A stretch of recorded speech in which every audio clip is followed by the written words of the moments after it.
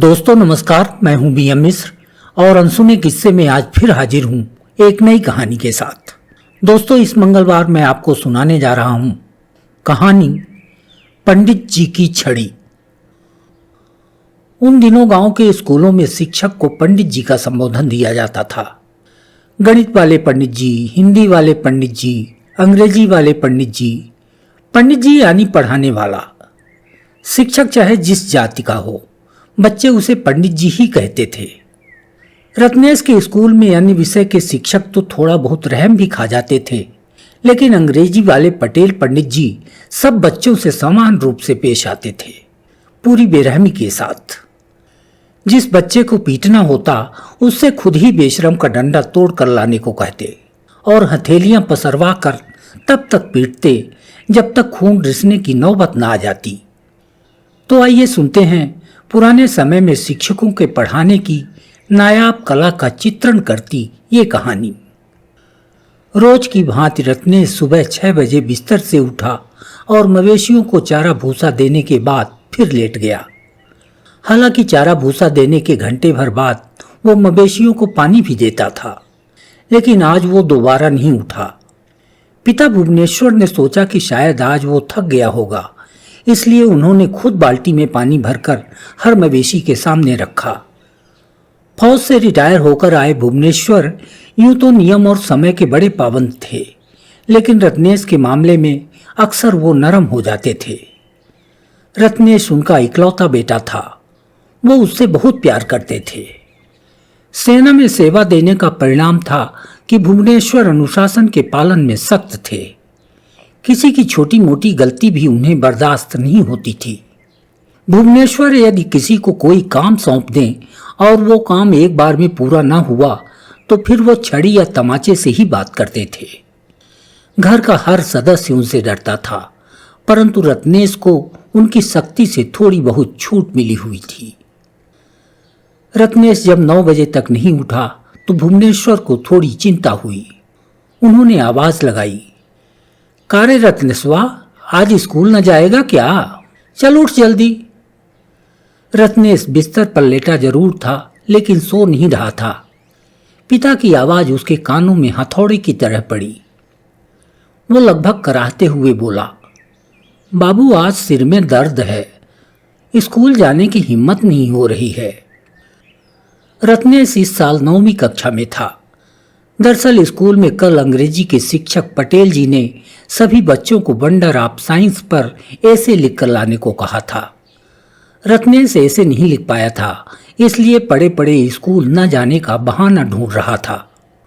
उसने बहुत कोशिश की ऐसे लिखने की, लेकिन साइंस उसके लिए उबाऊ विषय था। उसे साइंस की पूरी किताब बवंडर लगती थी और इस बड़े बवंडर में बंडर ढूंढ पाना उसके लिए मुश्किल था। बिस्तर पर पड़े रत्नेश को पटेल पंडित जी की वो बेशरम की छड़ी डरा रही थी। अभी कल ही तो एरोप्लेन की स्पेलिंग में मिस्टेक की वजह से पंडित जी ने उसकी हथेलियां लाल की थीं, और आज फिर रत्नेश छड़ी को याद करते हुए सिहर उठा था। उन दिनों गांव के स्कूलों में शिक्षक को पंडित जी का संबोधन दिया जाता था। गणित वाले पंडित जी, हिंदी वाले पंडित जी, अंग्रेजी वाले पंडित जी।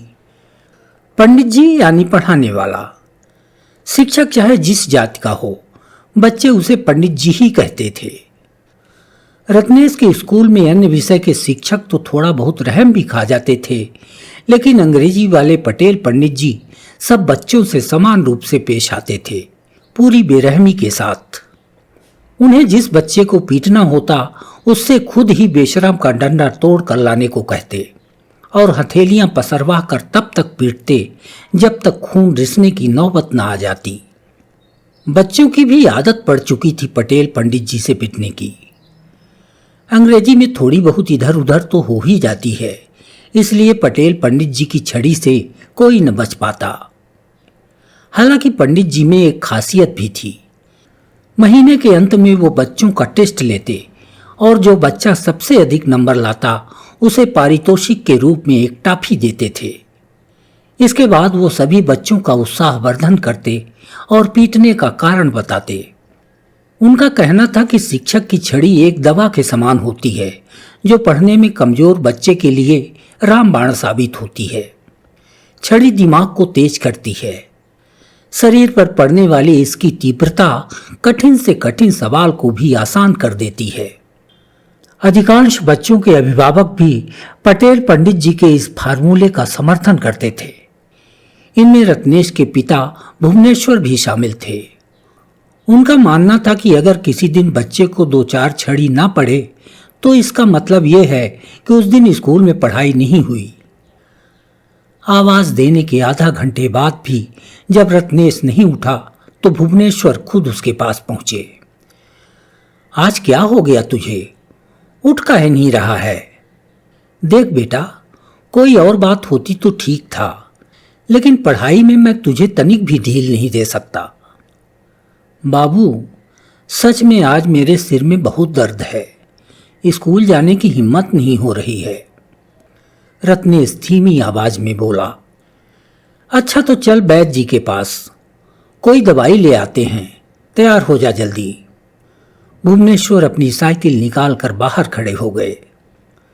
चूंकि रत्नेश के सिर में दर्द नहीं था, इसलिए वैद्य जी का नाम सुनकर वो डर गया। न जाने फालतू में कौन कौन सी कड़वी दवाइयां दे दें। ये सोचते हुए वो बिस्तर से उठा और ऊँघने का अभिनय करते हुए बोला, रुक जाओ बाबू, नहा कर आता हूं, शायद दर्द ठीक हो जाए। भुवनेश्वर समझ गए। उन्होंने साइकिल खड़ी कर दी और रत्नेश के बस्ते में उसकी किताब कापियां व्यवस्थित करने लगे। अनमना रत्नेश धीरे धीरे तैयार हुआ और बिना कुछ खाए पिए ही मंद चाल से स्कूल की ओर चल पड़ा। स्कूल में पहला पीरियड ही अंग्रेजी का था। हाथ में धोती का छोर पकड़े पटेल पंडित जी क्लासरूम में आए। आज लगभग आधी क्लास खाली थी। वो समझ गए कि बच्चे साइंस का वंडर नहीं समझ पाए। उन्होंने एक एक कर सभी बच्चों को उठाया और ऐसे दिखाने को कहा। क्लास में मौजूद 30 बच्चों में से करीब 10 बच्चों ने कापियां दिखाईं।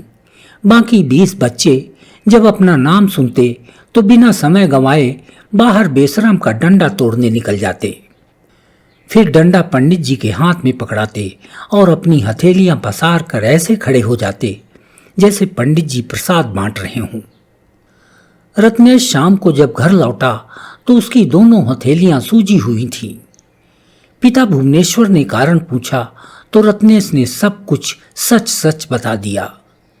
इसके बाद उसे ऐसे न लिख पाने के जुर्माने के तौर पर पिता के 2 तमाचे और खाने पड़े। नालायक, इतनी छोटी सी बात पर हाथ लाल करवा के आया है। अरे नहीं लिख पाया तो मुझसे बताता, मैं ही कोई पुरानी किताब देखकर थोड़ा बहुत लिखवा देता। लेकिन तुझे तो डंडे खाने की आदत पड़ गई है। ठीक किया पंडित जी ने, मैं उनसे कहूंगा कि और पीटें ऐसे निर्लज्जों को। रत्नेश सुबकता हुआ अंदर चला गया। माँ जब उसकी हथेलियों में हल्दी लगा रही थी तो उसकी भी आंखें नम हो रही थीं। वो धीरे धीरे बुदबुदा रही थी। कितने निर्दयी हैं ये पटेल पंडित जी। बच्चे की फूल सी हथेलियों का भरता बना दिया। किस काम की ऐसी पढ़ाई। माँ का दुलार पाने के बाद रत्नेश का दर्द थोड़ा कम हुआ। वो जाकर बिस्तर पर लेट गया। रात में माँ ने अपने हाथों से उसे रोटी खिलाई और देर तक उसके बालों को सहलाती रही। माँ को जब लगा कि रत्नेश सो गया तो उसे चादर उड़ाकर बाहर चली आई, लेकिन रत्नेश सोया नहीं था। वो रात भर जागता रहा। शायद स्कूल में पहली बार उसकी इतनी बेरहमी से पिटाई हुई थी। उसके दिमाग में हवा की गति से प्रश्नोत्तरी चल रही थी। आखिर क्या किया जाए कि रोज रोज इस बेशरम की छड़ी से छुटकारा मिल जाए। इसी बीच उसे पटेल पंडित जी की एक बात याद आ गई। बेटा, मुझे अच्छा नहीं लगता कि मैं तुम पर डंडे बरसाऊं, लेकिन तुम मुझे मजबूर कर देते हो। अगर प्रयास किया जाए तो कोई सवाल ऐसा नहीं है जो हल न किया जा सके। तुम प्रयास ही नहीं करते। अगर किसी सवाल का उत्तर नहीं बनता है तो मुझसे पूछो, अपने घर वालों से पूछो, गांव के किसी और पढ़े लिखे आदमी से पूछो। कोई न कोई जरूर बता देगा, लेकिन लगता है कि इसके बजाय तुम्हें छड़ी खाना आसान लगता है। आज रत्नेश पर पटेल पंडित जी की बातें असर कर रही थीं। अब हर रोज का दर्द उससे बर्दाश्त नहीं हो पा रहा था। वो छड़ी से छुटकारा पाने का दृढ़ निश्चय कर चुका था। सुबह उठकर उसने रोज की भांति मवेशियों को चारा पानी दिया। इसके बाद अपना बस्ता लेकर पिता भुवनेश्वर के पास बैठ गया। उसने भुवनेश्वर के सामने सवालों की झड़ी लगा दी, इस चेतावनी के साथ कि बाबू, आज तुम्हें इन सारे प्रश्नों के उत्तर बताने होंगे। आज मुझे स्कूल में छड़ी नहीं खानी है। बेटे का निश्चय और पढ़ाई के प्रति अचानक लगी लगन को देखकर भुवनेश्वर गदगद हो गए। आज रत्नेश सारे विषयों का होमवर्क पूरा करके स्कूल गया। आज उसे किसी विषय के पंडित जी के सामने हथेलियां नहीं पसारनी पड़ी। धीरे धीरे रत्नेश का किताबों से जुड़ाव बढ़ता गया और हर परीक्षा में लगातार उसके अंक बढ़ने लगे। वो स्कूल से निकलकर कॉलेज पहुंच गया। पढ़ाई पूरी करने के बाद उसने पीएससी की परीक्षा दी और पहली ही कोशिश में सफल हो गया। रत्नेश तहसीलदार बन गया। नौकरी मिलने की खुशी में उसने अपने गांव में एक भव्य पार्टी का आयोजन किया। उसने पार्टी का पहला न्योता पटेल पंडित जी को दिया। रत्नेश का मानना था कि वो आज जहां पहुंचा है, पटेल पंडित जी की सीख और छड़ी की वजह से पहुंचा है। रत्नेश के जिन हाथों को हमेशा केवल पंडित जी की छड़ी ने छुआ था, आज उन्हीं हाथों को पंडित जी ने अपने हाथों का भावुक स्पर्श दे रखा था। मित्रों, आपको ये कहानी कैसी लगी? कमेंट बॉक्स में हमें जरूर बताएं। कहानी यदि अच्छी लगी हो तो लाइक व शेयर करना न भूलें। और हाँ, यदि आपने अब तक हमारे चैनल को सब्सक्राइब नहीं किया है तो कृपया कर लें। अगले मंगलवार हम फिर मिलेंगे एक नई कहानी के साथ। धन्यवाद।